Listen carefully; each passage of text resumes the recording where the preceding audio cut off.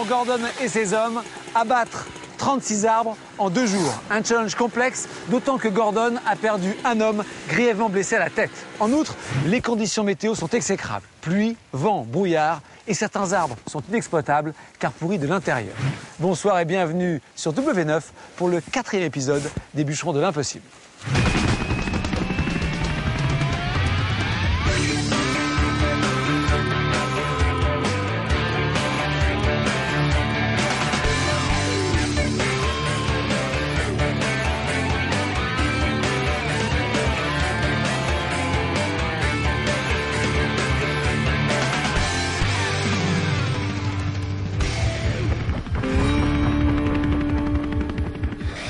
L'île de Vancouver au Canada. Au son très heavy metal des tronçonneuses et des hélicos, les bûcherons de l'air font l'histoire. Ça tombe! Sous la direction du chef Gord Clauson, Incroyable! et grâce aux grimpeurs Wayne Cleaver et Robin Robson qui escaladent des arbres de 60 mètres, l'équipe a récolté presque 4000 tonnes de bois de qualité depuis une vallée isolée et les a transportés par hélico jusqu'au lieu de stockage. C'est unique au monde. Dans le domaine de l'exploitation forestière par hélico, on a sans doute réalisé le plus long transport jamais fait. On couvre 11 km, ça fait 9 minutes et demie par tournée. D'habitude, ça dure plutôt 2 minutes. C'est monstrueux. Au 2e mois de ce chantier de 3 mois, l'équipe vient de préparer 50 arbres supplémentaires à abattre avant de les hélidébarder.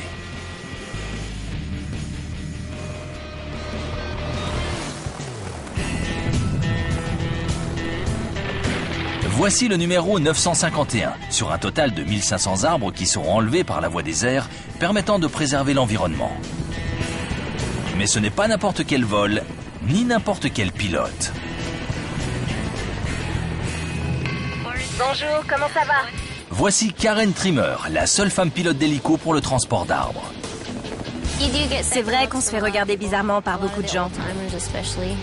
Surtout les anciens. Ils n'en reviennent pas de voir une fille faire ça. Quand je serai grand, je veux être comme toi. Cause toujours. Karen pilote des hélicos depuis 11 ans, souvent pour Gord et son équipe. On s'amuse bien ici. J'adore voler avec un gros tronc en suspension et descendre la montagne à 110 nœuds. 600 mètres de dénivelé par minute. Je lâche le tronc à l'arrivée en essayant de ne pas m'arrêter et je repars aussitôt vers le haut de la montagne. 56, 5000. Le tronc 953 sera le dernier de la journée pour Karen. Elle rentre au camp de base.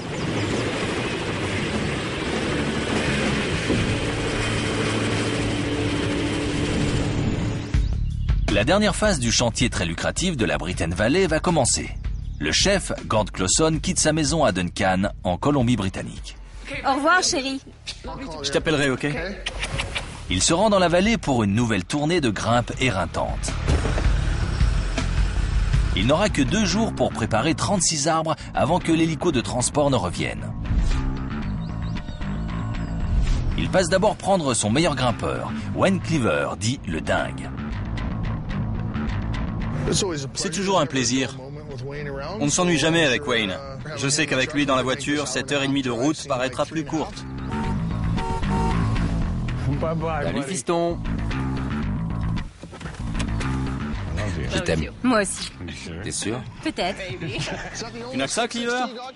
Le prochain arrêt est à l'embarcadère pour prendre le chef grimpeur, Robin Robson. Il n'y a que Robin et moi? Oui, et moi. Et toi? Donc il n'y a que Robin et moi. Petit enfoiré.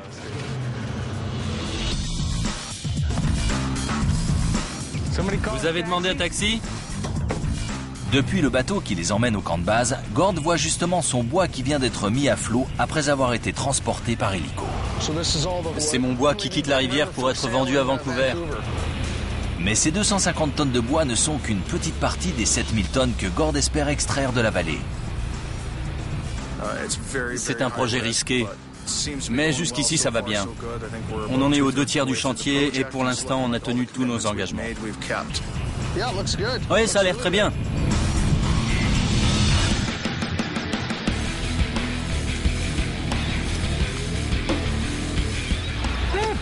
Ça fait du bien d'être de retour au camp, d'aller bosser pour finir le chantier. Faut aller au charbon, terminer ça. Les hélicos vont partir, donc on va emballer le reste de la marchandise et se tirer ailleurs. Impeccable. À peine arrivé, Gord va chercher son pilote. Salut Karen. Bienvenue dans notre nid douillet. Elle va l'emmener immédiatement dans un coin de forêt où il doit repérer les 36 nouveaux arbres à abattre dans les jours suivants. On nous fournit des cartes, mais on ne les regarde jamais. On monte dans l'hélico, on s'envole et là on demande. On va où déjà?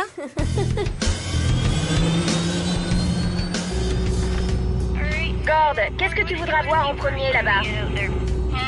Je voudrais aller du terrain en haut de la route jusqu'à l'aire de stockage. Ensuite, on peut partir pour la vallée. Et puis tu nous laisseras au 19 si ça te va. Ok.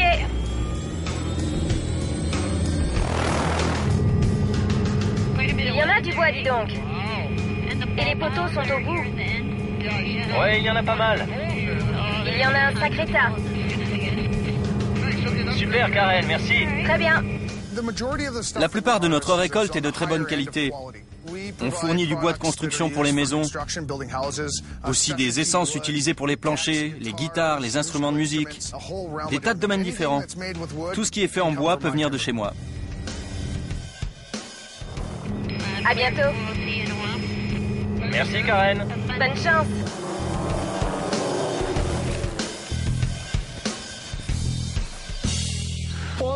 Ça, c'est du cèdre de qualité et de bon diamètre, ce qu'il qualifie pour la vente. Il y a de l'argent à se faire ici, donc je vais le marquer pour les collègues. Des arbres de cet acabit peuvent valoir entre 10 000 et 20 000 dollars. Ce court chantier de 3 jours pourrait ainsi rapporter presque $1 demi-million. Il y a 2 critères que les arbres doivent remplir. D'abord, il faut qu'ils puissent rapporter beaucoup. Deuxièmement, il faut que leur poids convienne à l'hélicoptère.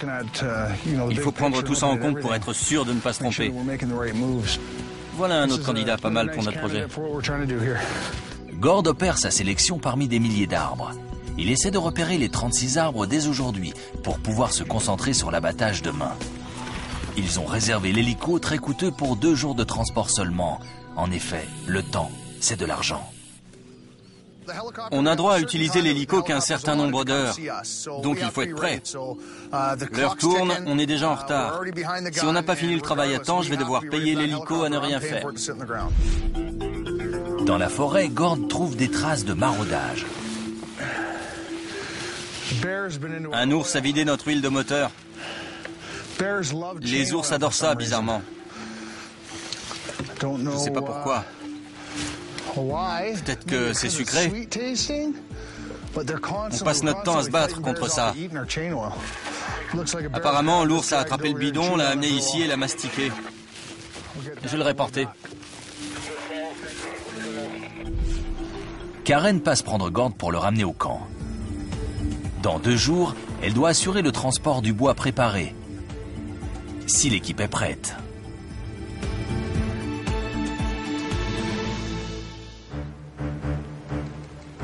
Chantier en 3 jours de la Brittain River, jour 1. Le chef Gord et son équipe se préparent à l'attaque. Il faudra scier 36 arbres en juste 2 jours, que l'hélico viendra ensuite enlever. Ça a l'air un peu brumeux ce matin, mais on verra. C'est très imprévisible. Regarde. Combien de fois on a vu ça? Ah, ça craint. Le brouillard, c'est chiant. Ça peut nous obliger à rester au camp pendant plusieurs jours. Si l'hélico ne peut pas nous emmener sur notre lieu de travail, on est coincé ici. On se refait une partie de dames? Ça fait partie du jeu. C'est l'inconvénient de l'hélico. Le brouillard, le vent, trop de chaleur ou trop de pluie. Le vrai problème n'est pas le temps qu'il fait au camp, mais dans la forêt, à 11 km. S'il y a du brouillard là-bas aussi, impossible pour l'hélico d'y voler. Et l'équipe reste en rade. Les hélicoptères ne volent pas par temps de brouillard. Il faut qu'ils puissent voir où ils vont, voir les montagnes, les cimes des arbres. Et s'ils ne peuvent pas partir à cause du brouillard, on ne peut pas non plus. Alors les filles, vous partez tôt ce matin? Il y a trop de brouillard. Ça s'étend sur plusieurs kilomètres. Ah bon? Ouais. C'est bien d'être venu quand même. Je sais, c'est vraiment génial. On met son fut. Même si le brouillard cloue l'équipe au sol pour l'instant, Cleaver, en vrai vétéran, sait qu'il faut rester habillé et prêt à partir à tout moment. Vous voyez le trou que j'ai là? C'est un tissu spécial. De telle sorte que si la tronçonneuse le touche, les fils vont la bloquer et l'empêcher de tourner. Ça évite de se couper la jambe, sinon on serait tous cul-de-jatte.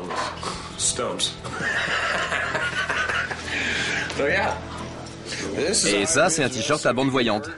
Si on est blessé ou coincé sous un arbre, sans radio, on peut nous repérer facilement. Il y a un sifflet sur le côté. Si vous avez le thorax coincé ou tout le corps, vous pouvez quand même l'atteindre et appeler à l'aide. On viendra vous chercher. Voilà, maintenant, une clope. Avant de déclarer forfait, Gord veut tenter sa chance. Je me prépare à aller sur la montagne. J'emporte ma tenue de pluie. Je vérifie que tout le monde a les cartes et tout ce qu'il faut. J'espère qu'on va pouvoir rester ici à se la couler douce pendant qu'ils vont là-bas. Bon, on regardera les infos. Gord veut se rendre sur le site dans l'espoir qu'il n'y ait pas de brouillard là-bas. Allons-y. Sinon, cette phase-là de son mirobolant chantier pourrait s'achever avant même d'avoir commencé. Comment ça te semble pour l'atterrissage? C'est dégagé, non? C'est parfait. Il n'y a plus de brouillard. Heureusement pour lui et son équipe, il a raison. On peut y aller. Excellent. Très bien, c'est parti. Vu les conditions météo, Karen repasse chercher Robin et Cleaver au camp. Fais gaffe à tes fesses, il y a du vent.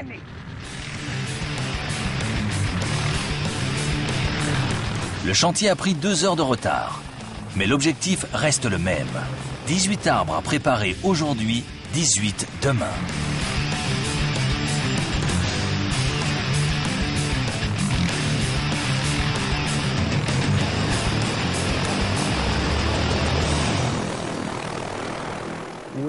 On est aux pièces. Il faut faire 6 arbres chacun. Allez, on y va. Quand chacun aura étêté 6 arbres, on commencera le sillage. Ouais. Il faut tous les sonder, même les rouges. Si le bout vous semble suspect, forez plus avant. Surtout pour les cèdres jaunes, vérifiez bien qu'ils ne sont pas pourris. Faut maximiser nos chances. On va tous faire nos 6 arbres et puis on se regroupe. Et on attaque la base à la scie. D'accord? Allons-y. On se dépêche, allons-y. Tiens, ça peut servir. Pendant que l'équipe part à l'assaut de la forêt, le pilote Karen Trimmer attend que le temps se dégage. La seule femme du camp a elle aussi des choses à régler. La vie de poule, c'est intéressant. Cette colonie de pénis. Une serviette, s'il te plaît. Pour les toilettes, j'ai dû mettre des panneaux hommes et femmes pour ne pas être dérangé. Parfait. Gentille fille et garçon crado. Voilà. Là, c'est garçon crado. Et pour moi, gentille fille. Il a même fallu mettre un verrou sur la porte, parce que ces mecs ne savent pas lire. Oui, c'est formidable.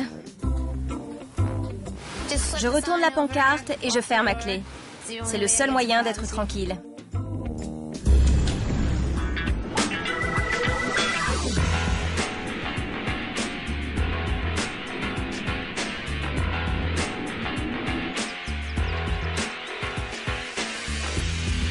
Dans la forêt, le moment est grave. Gord va savoir si les arbres qu'il a sélectionnés hier sont vraiment valables. Non. Non, quand c'est pas bon, c'est pas bon. Il fore les arbres à la tronçonneuse pour vérifier s'il pourra y grimper sans danger. Non. On doit s'assurer qu'ils sont bien solides et les 2 premiers sont creux. Ces sondages ont une autre utilité.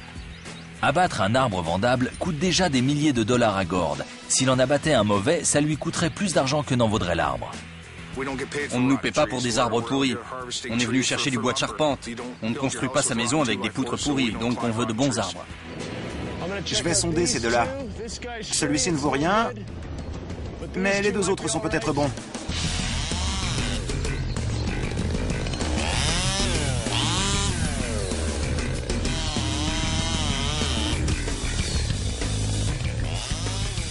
Malheureusement, Robin découvre que certains des arbres sélectionnés par Gord ne sont bons qu'en apparence. J'ai sondé 4 arbres, 4 pourris. J'ai grimpé sur un autre arbre qui n'avait pas tout à fait la bonne taille. Ça fait 5 arbres pour rien. Je vais passer au suivant. Mais je vais avoir du mal à faire mon quota si ça continue comme ça. Robin est mal parti, mais Gord a trouvé son bonheur.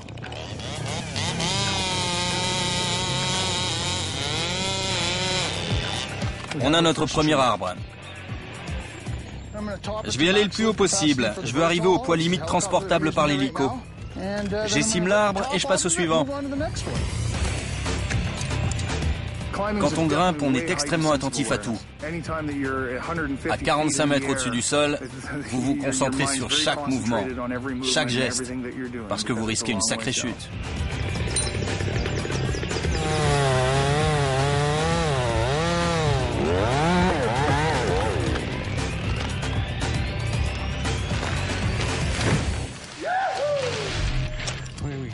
Contrairement à ses collègues plus prudents, Cleaver, dopé à l'adrénaline, grimpe déjà à son deuxième arbre.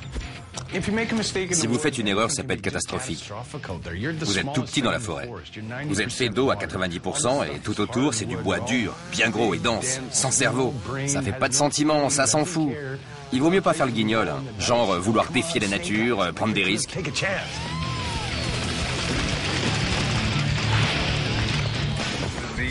Mon deuxième arbre de la journée. J'ai scié le dessus.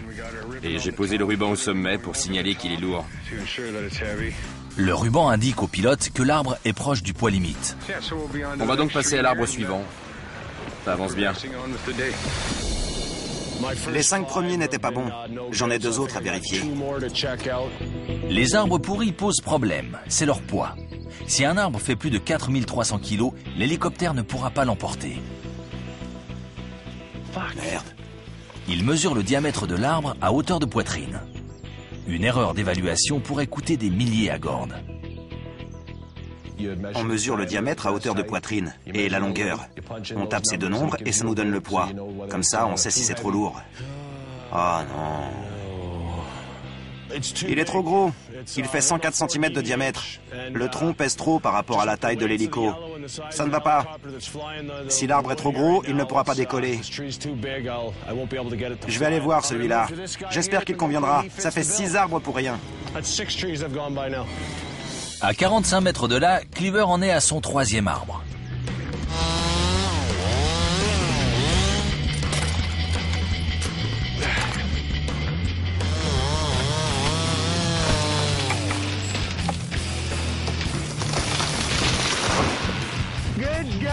Ça roule ma poule!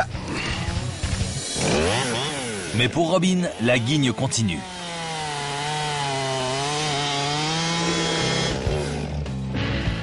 Il est pourri. Il vaut rien non plus. 7 arbres.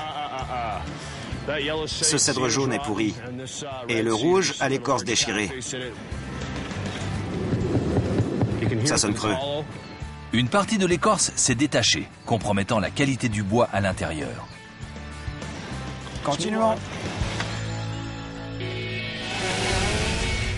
Vu le retard de Robin, Gord n'a pas d'autre choix que d'accélérer le rythme.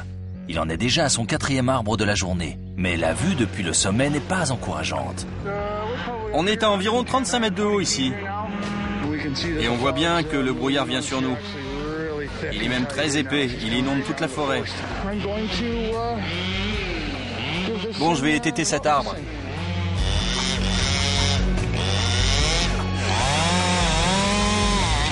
C'est fait.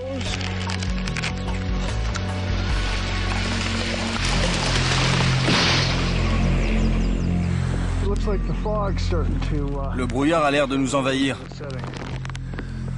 C'est un peu inquiétant étant donné qu'on est à 16 km du camp, en haut de la montagne.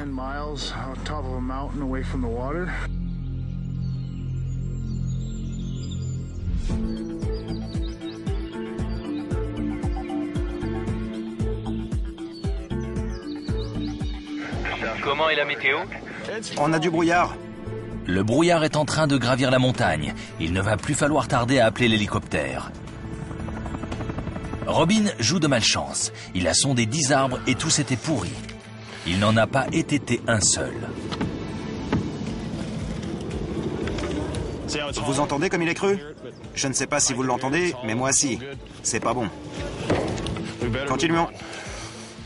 Je dois me taper le double de travail parce qu'il lambine dans les bois comme un gamin à se plaindre que les arbres... Gna gna gna gna gna. Je vais le tirer d'affaire. Je suis là pour ça. Allez, bon.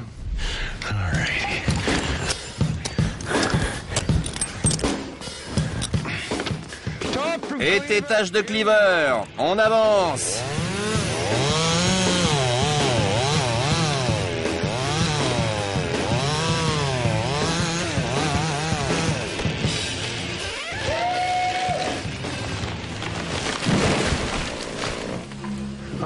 Celui-ci s'est bien passé, tranquille. Les 17 mètres, Cleaver, c'est jusqu'en bas? Ouais, en gros, ouais. Avant de continuer, il doit vérifier le poids du tronc avec Gord. Quelle hauteur? Quel diamètre? 85 cm à la base, 65 cm à 17 mètres de hauteur. Gord tape les chiffres sur sa calculatrice. Trop gros. Tu peux le ramener à 14 mètres? 14. D'accord. Cleaver a coupé le tronc 3 mètres trop haut. Il pèse 1 tonne de plus que ce que l'hélico peut porter. L'arbre est trop lourd. Je dois m'emmerder à raccourcir. Il doit donc le recouper pour le rendre conforme. Une tâche dangereuse car ce tronçon de plus d'1 tonne peut tomber de manière imprévisible. Il n'y a pas de branche pour le faire pencher dans un sens plutôt que dans l'autre. Donc c'est un peu délicat.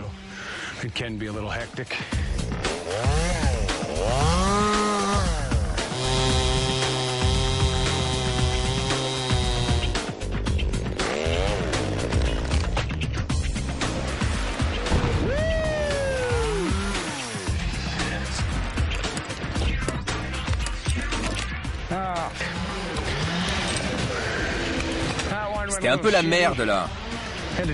J'ai dû en couper un bout, il était trop lourd. J'aime pas faire ça. Il est maintenant midi. À 200 mètres de là, la chance de Robin pourrait enfin tourner. J'ai trouvé mon premier arbre. Je l'ai sondé en bas et en haut. Il y a un peu de pourriture près de l'écorce, mais il est bon. Je vais m'harnacher et commencer le boulot.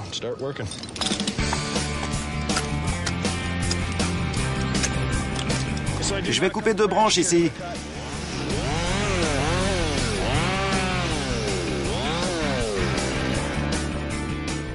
Je vais plus haut que la plupart des gars.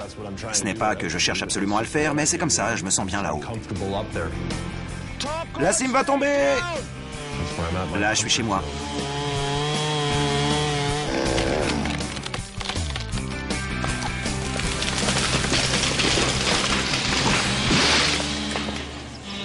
Je me sens nettement mieux depuis que j'ai enfin grimpé à un arbre. Il doit être midi. Et je n'ai fait qu'un seul arbre. Ça commence à fraîchir. Je me demande combien de temps il va nous rester vu ce brouillard. Mais on va essayer de continuer. Gord a déjà essimé 4 arbres. Il passe au numéro 5. Mais au lieu de redescendre du précédent, il va passer en glissant directement à l'arbre suivant. C'est la technique de la tyrolienne. Je vais lancer mon ancrage sur le prochain arbre qui doit être préparé. Et glisser depuis cet arbre-ci. Ce sont les 10 secondes les plus dangereuses et les plus impressionnantes de la journée d'un grimpeur. Le plus risqué, c'est que l'ancrage lâche et qu'on rebondisse sur l'arbre qu'on vient de quitter. Il faut donc bien vérifier où il est, voir comment il tient et ne pas y aller à la légère. J'y vais!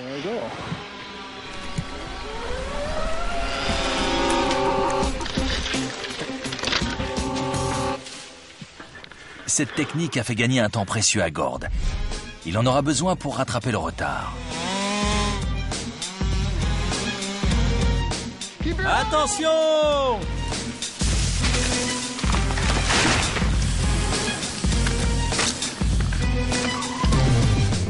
Repos. Gord et l'équipe augmentent la cadence pour compenser le temps perdu ce matin.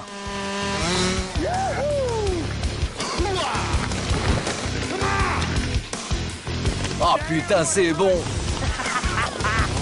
Mais ils n'ont préparé que 15 arbres sur 18.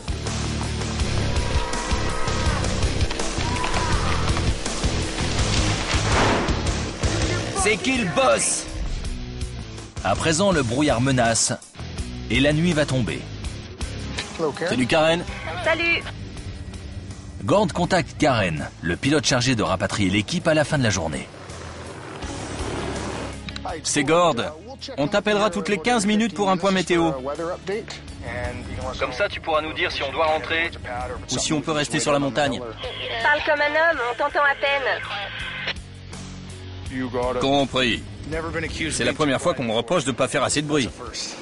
Le brouillard s'épaissit. L'hélico pourrait venir nous chercher maintenant, mais Karen dit que ça empire.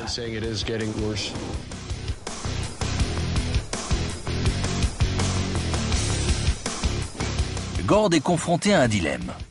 S'il arrête maintenant, il a du retard dans son programme. S'il reste, son équipe risque d'être coincée sur la montagne. Or, ils ne sont pas équipés pour la nuit. Si la météo dit que c'est sérieux et qu'on doit rentrer tout de suite, si on ne veut pas rester dehors, il faudra aller au point d'atterrissage pour rentrer. Là, on doit être à 10 km de la route la plus proche. Si le brouillard s'épaissit, il faudra passer la nuit ici. Et j'ai froid. Réchauffez-moi. Qu'est-ce qui se passe? On n'entend pas d'hélico là-haut. Il y a un sacré brouillard. Le brouillard devient vraiment épais. Gord prend une décision. D'accord, je vous envoie l'hélico. Allez au point de rendez-vous.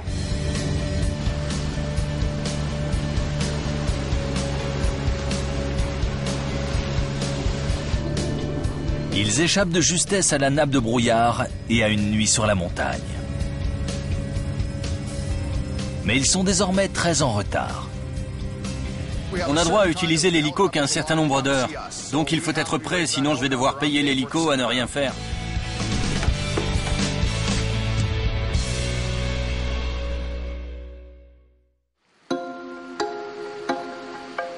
Le troisième et dernier jour de l'opération.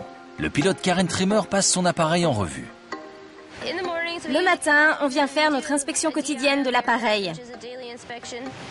Ces inspections quotidiennes sont extrêmement importantes, car si une seule des 20 000 pièces composant l'appareil dysfonctionne, le résultat peut être désastreux. Un hélico, c'est beaucoup de petites pièces. Ça prend environ 30 minutes pour tout vérifier. C'est par cette partie-là que se fait l'attraction, juste au milieu. Avec cet engin, on peut soulever 4200 kilos. Ça engendre de très grosses contraintes sur l'appareil. Ça peut le casser. Il y a des gens qui sont morts en faisant ça.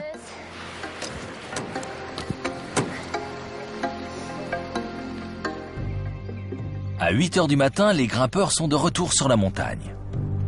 Je vais repérer le reste des arbres à couper. On finit la série, on scie tout ça, on les élitreuille et on se tire. À l'ordre du jour, 18 arbres, plus les 3 qu'ils n'ont pas fait hier. Et il faudra tous les scier à la base. À moins de ça, le projet sera dans le rouge. On a été interrompu par la nuit. On n'a pas pu tous les préparer. Maintenant, il va falloir trouver assez d'arbres pour finir la série. Il en faut assez pour que ça compense le prix du carburant. Sinon, on perd de l'argent. Donc, allons-y gaiement, grimpons aux arbres et dégainons les tronçonneuses. Allons-y. Gord, Robin et Cleaver se mettent à grimper et à étêter à vitesse record. En 3 heures, ils ont fait la moitié du travail. Puis Cleaver rencontre son premier obstacle, un chicot. Ça, c'est mortel. Les chicots sont des arbres morts qui ont été arrachés ou qui ont pourri et que rien ne tient. Il y en a un sur la même souche ici. On va essayer de le faire tomber pour pouvoir dégager l'autre arbre qui nous intéresse.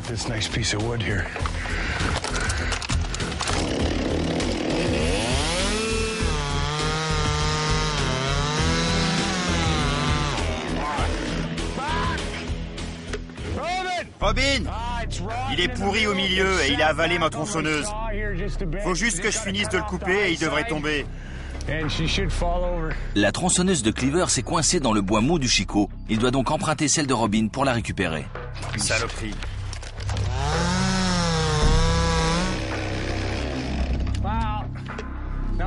On a 2 tronçonneuses coincées.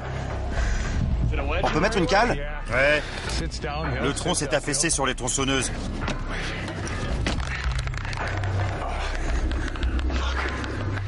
ça bouge un peu.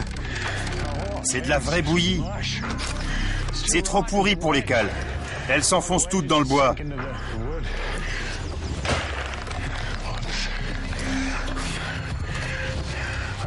Je sais pas quoi faire. Ce genre de bois est dangereux. C'est imprévisible et ça peut s'effondrer à tout moment, sans prévenir. Quelle journée.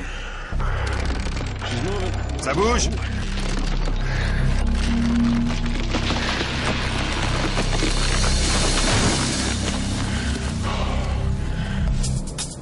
Regarde ça. La malchance se poursuit. Cette dernière opération a endommagé la tronçonneuse de Robin. Ça a abîmé les dents de ma tronçonneuse. Quand Cleaver s'en est servi pour le chicot, il l'a coincé et ensuite il l'a cassé à coups de hache.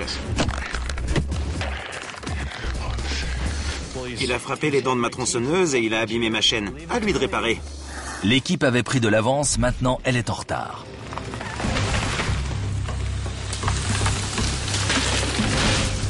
Et Gord rencontre un autre problème. Ces deux cimes sont toutes entremêlées, intriquées l'une dans l'autre.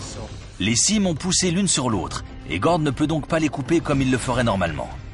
Il décide d'abattre les deux arbres d'un seul coup, l'un entraînant l'autre comme des dominos. En tombant, la cime de cet arbre va s'abattre sur le cèdre rouge, et les deux vont tomber ensemble.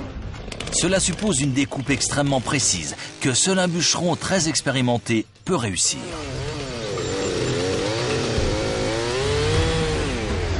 S'il abat cet arbre en un seul grand coup, l'autre tronc restera debout et le retard sera rattrapé.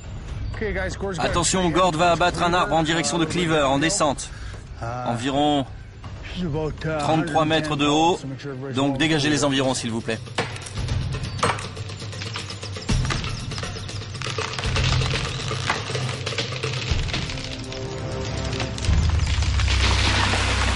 Positionnement parfait. J'ai dû utiliser un arbre poussoir pour abattre les deux autres et les dégager par sécurité. Ça a bien marché, c'est fait. Ça m'a pris 20 minutes qui n'étaient pas prévues au programme, donc je ferais bien de mettre les gaz maintenant. En un dernier effort, Gord et ses coéquipiers rattrapent le temps perdu.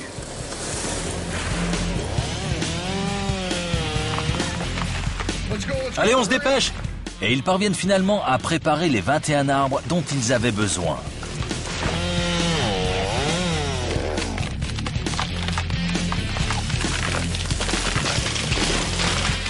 Ça y est, l'étêtage est fini. On peut passer au sciage final. On a celui-là, celui-là, ces deux-là, deux par ici et deux là-bas. C'est tout.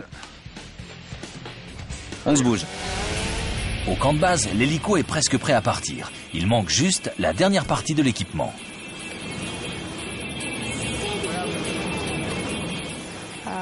J'ai une serviette rose. Je l'appelle anticuspirant. Parce que c'est pour les culs transpirants. Elle sert à protéger mon précieux derrière de la sueur que les gars laissent sur les coussins. L'été, quand il fait chaud et que tout le monde transpire, la sueur déposée par les autres sur les coussins traverse les sous-vêtements. Et je ne tiens pas à attraper une mycose grâce à eux. C'est une protection. Oui, c'est rose, parce qu'il faut bien que j'ai des trucs de filles ici. Dans la montagne, l'équipe a moins d'1 heure pour scier les 21 arbres d'aujourd'hui et les 15 d'hier, avant le transport par voie des airs.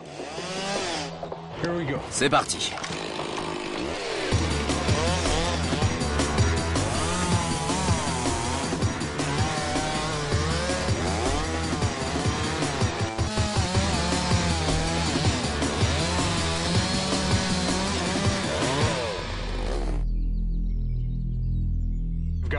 J'ai laissé du bois noncier ici, 1 centimètre, 1 ou 2.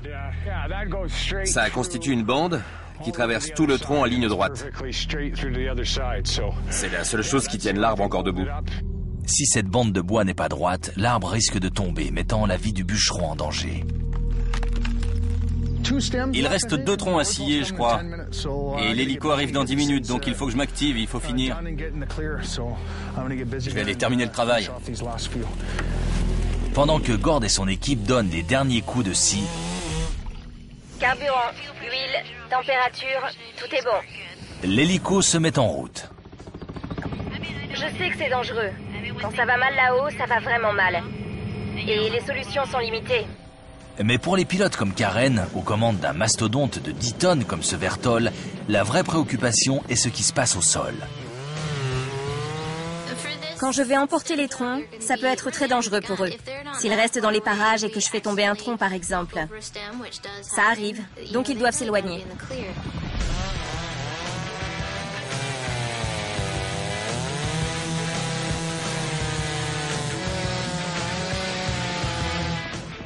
Karen se rapproche et l'équipe s'affaire à préparer les derniers de ces arbres à un demi-million de dollars.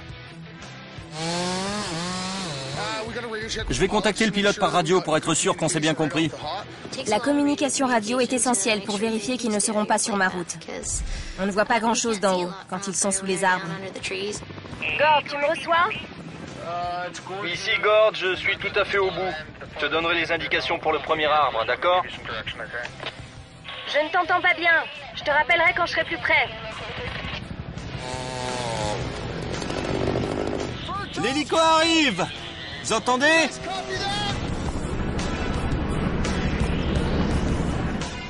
Vous entendez? L'hélicoptère est maintenant au-dessus de la zone. Il s'agit de ne pas faire d'erreur. Il faut qu'on s'éloigne de l'hélico. Ni au sol, J'ai fini. Phil, casse-toi d'ici! J'y vais. ni dans les airs. Pour bien poser le grappin sur le tronc, il faut un minimum de concentration. Et de gros mots.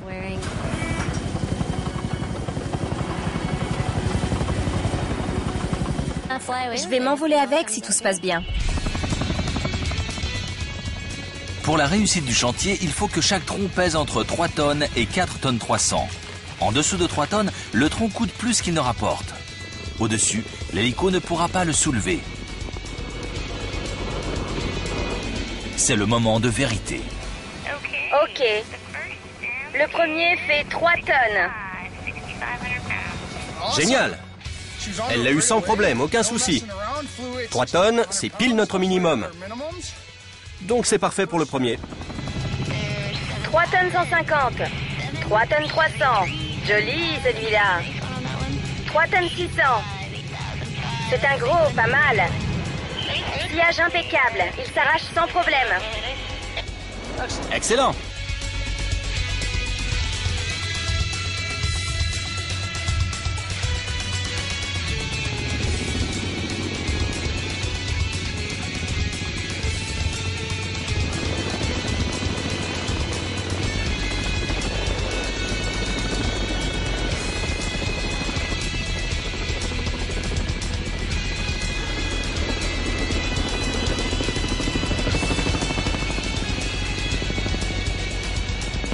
Au 20e tronc, l'équipe a 20 sur 20.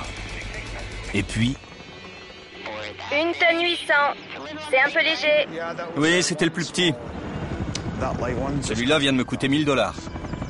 le reste a intérêt à faire le poids. 3 tonnes 150. Karen enlève tronc après tronc. Tous font le poids demandé. 3 tonnes 510. Super! Il reste 2 troncs seulement, probablement les 2 plus gros. Je suis un peu inquiet pour le poids des 2 derniers. On a dû prendre des arbres plutôt gros et les préparer pour le transport aérien. Je crois qu'on a fait ce qu'il fallait, mais on est conscient qu'ils font le poids maximal par rapport aux capacités de l'hélico. Ça ne fait aucun doute. Tu t'attaques au gros, là?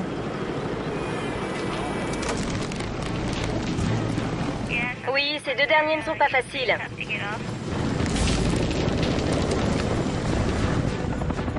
Celui-là m'a donné du mal. Il ne voulait pas s'arracher. L'avant-dernier tronc pèse un peu plus de 4 tonnes. Il est transportable. Karen s'attaque maintenant au dernier tronc, le plus lourd. C'est celui que j'ai dû redécouper. Le dernier tronc était estimé à 5 tonnes 400. Il était trop lourd, j'ai dû lui en enlever un sacré bout. Avant que Cleaver ne l'était à nouveau.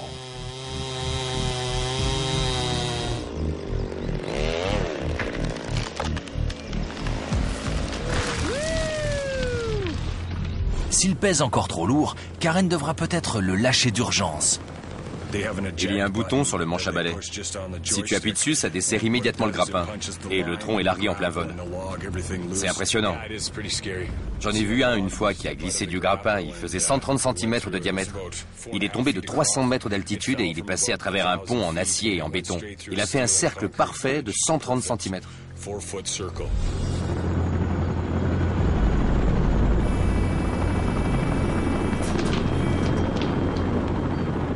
Il est lourd, celui-là. Karen essaie de faire repartir l'hélico, mais le bois refuse de céder. Celui-là me donne un peu de mal.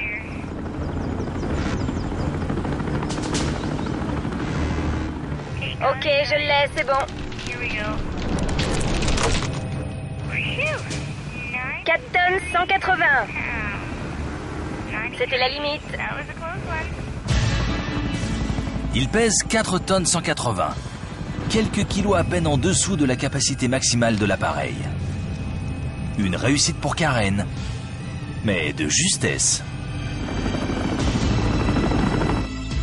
D'en bas, la forêt est belle, mais aussi d'en haut. C'est fantastique. On ne peut pas l'expliquer à ceux qui ne l'ont pas vu. Moi, j'adore la nature et toutes les activités qu'on peut y faire. C'est vraiment bien de la préserver. Pour Gord et son équipe, tout n'a pas été impeccable, mais ils ont fait le boulot prévu. On a eu des bons poids, du bois de bonne qualité, pas de tronc trop gros, pas de choc, pas de bobos. Difficile de demander mieux que ce qu'on a eu ici pour l'instant. On va recommencer bientôt.